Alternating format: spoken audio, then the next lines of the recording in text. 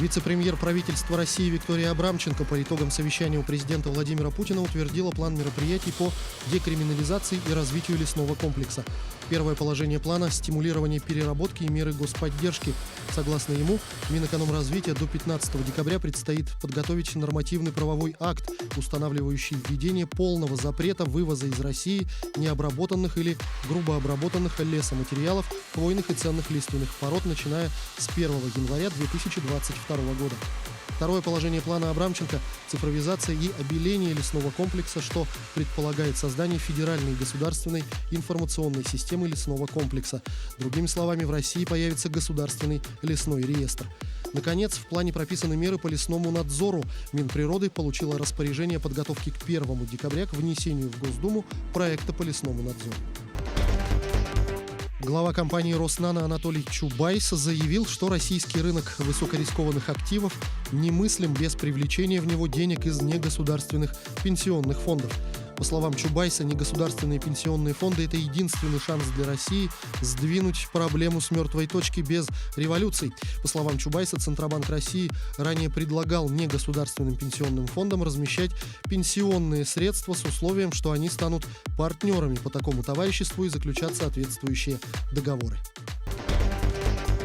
Национальная система платежных карт, оператор карт МИР, с 1 ноября вводит новый стандарт по борьбе с неправомерными транзакциями. К банкам, которые выпускают и принимают к оплате карты МИР, будут применяться санкции в случае превышения лимита операций без согласия клиентов.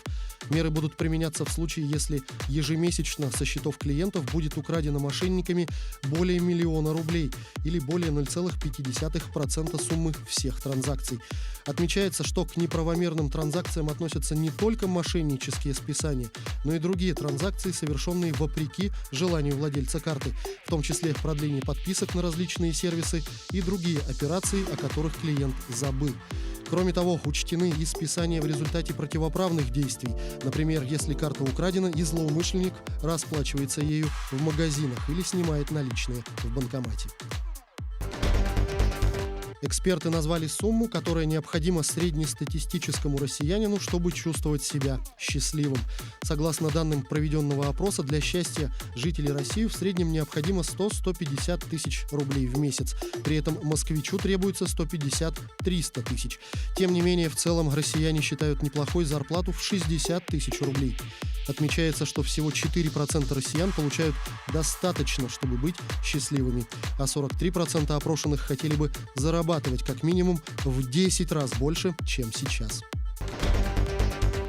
Тем временем корпорация Apple представила новую модель iPhone. Новый iPhone 12 будет первым смартфоном компании с поддержкой 5G. Как объявил глава Apple Тим Кук, это начало новой технологической эры. Технология 5G означает новый уровень качества скачивания и закачивания файлов, более высокий уровень стриминга, интерактивности и многое другое. Новый смартфон будет тоньше и легче своего предшественника. Диагональ iPhone составит 6,1 дюйма. Он оснащен OLED-дисплеем и защищен покрытием Ceramic Shield. Двойная камера смартфона, как обещает, обеспечит улучшенный режим ночной съемки, в том числе в таймлапсе. iPhone 12 будет представлен в 5 цветах: черном, белом, красном, синем и зеленом. Покупателям он обойдется в $799.